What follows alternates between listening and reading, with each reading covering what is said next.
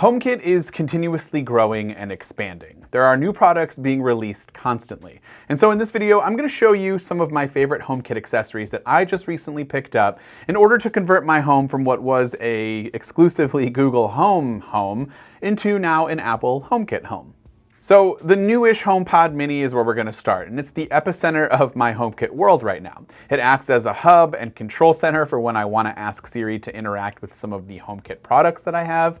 Plus, at $99, it's kind of impossible to pass up, considering, for one, how great it looks, and more importantly, how great it sounds. You compare two of them together for stereo sound, you can place a bunch of them throughout your house and use as an intercom speaker, and you can send messages to anyone in your family just using these HomePod Minis. In fact, it can be an integral part of some of the other products that we're actually going to talk about, like video cameras and video doorbells. Now, we'll start off with a video doorbell solution, which we have the Logitech Circle View Doorbell. This is one of a very small number of video doorbells that are compatible with HomeKit, at least at the time of this video, but it has a lot of cool features, like the ability to see in full color at night, which if you've ever used any other video doorbell, for the most part, they kind of go into this like night vision looking black and whitish kind of look, and it's not full color, and sometimes it's hard to see things. So night mode on most doorbells are rarely in full color, and it just makes the image that you get at night that much better. The ability to distinguish who might be at your door or what's around your house when it's in the dark is just really good. The Circle doorbell does a good job at getting most of my front door in frame as well. I will say, for the setup of my house, if the delivery man puts a package like right up against the door, it doesn't always get it, but for the most part, if they just leave it right on the edge of that front step, you can see everything perfectly fine. With HomeKit, and more importantly with Siri, or even another home hub device like the Apple TV, you get so many cool features like having your doorbell come through your HomePod.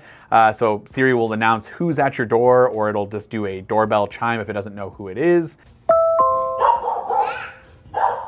It looks like Dan Barber is at the door.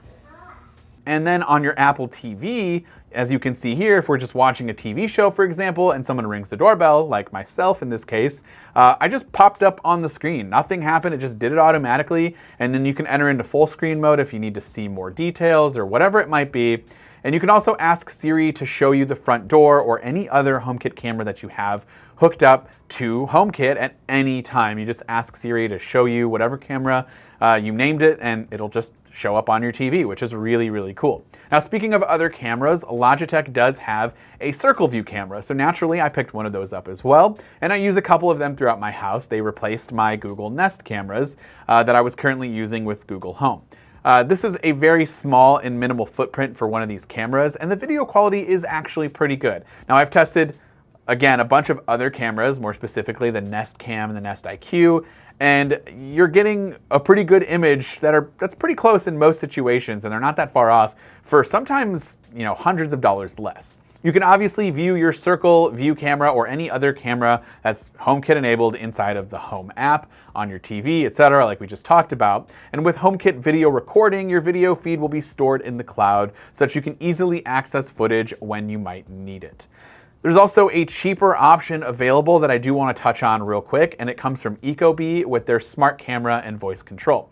This camera offers a 180-degree field of view with auto pan and zoom, which isn't always enabled in a lot of other cameras, and motion alerts, and there's also 1080p quality. And I know that doesn't sound like a whole lot, but when you think about it, this camera is literally half the price of the one that we just talked about, coming in at $79 at the time of this video. And I don't think the image quality is better than Logitech's, but it's pretty good and right up there. And for the most part, I couldn't really tell a huge difference. And so for half the price of the one that I just also recommended is pretty phenomenal. Ecobee offers 30-day video storage, and with HomeKit, you'll get all of the normal notifications that you would get for any other camera that's configured in your home. But of course, you can also use the Ecobee app for some extra notifications that might come through, like the smoke alarm detection that they offer, or the ability to turn this camera into a full-fledged nursery camera with a few specific set of features to help monitor your child. Going back to Ecobee for 1 second, we have another product that I needed to switch over because I was using the Nest thermostat, but now I have the smart thermostat with voice control from Ecobee, which might be my top pick. However, there is a cheaper option if you don't want the one with voice control, which also gives you the ability to use this thermostat with Alexa. So if you're just using this primarily with HomeKit, you can just get the lighter version. I think it's called the Ecobee Lite. You could just get that one. It's much cheaper, and you can save yourself some money. But this one, Ecobee kindly sent it out to us, and it has the smart voice control with it so that I can use HomeKit and Siri. Now personally, I don't use my thermostat a lot with voice control. I'm kind of a set it and forget it type person, and things usually just stay at one temperature. But I do like that you can set custom presets, use Siri to adjust the temperature if you need to, or just interact with the visual touch display on the thermostat itself in order to change the temperature, set schedules, and much more. I actually really like the display on this. There's a lot of visual information that Ecobee gives you about the weather around you, your current weather, just things that you didn't see on the Nest thermostat. It was more of a minimal experience, and I usually like that, but I kind of like the way this looks and feels better. And last but not least, there are plenty of great smart lighting options out there. I'm guilty of using Philips Hue at my house, but there are also some other bulbs that I've been wanting to use, and since I primarily used Philips Hue, I just kind of stuck with that brand. But Nanoleaf, a brand that I've used before with their wall panels, actually came out with an A19 smart bulb and a light strip not too long ago. Now, most full color light bulbs that I've named from other brands are very expensive. For example, Philips Hue, one of the full color light bulbs costs as much as $50 per bulb. The Nanoleaf A19 bulb is a full RGB bulb that costs $20 and is a great entryway into getting your house fully decked out with HomeKit smart bulbs. Now, I think we know what you can do with HomeKit bulbs or just smart lights in general. You can control them and set schedules and routines and all of that. But you can also ask Siri to change the color and reduce brightness and turn them on and off, etc.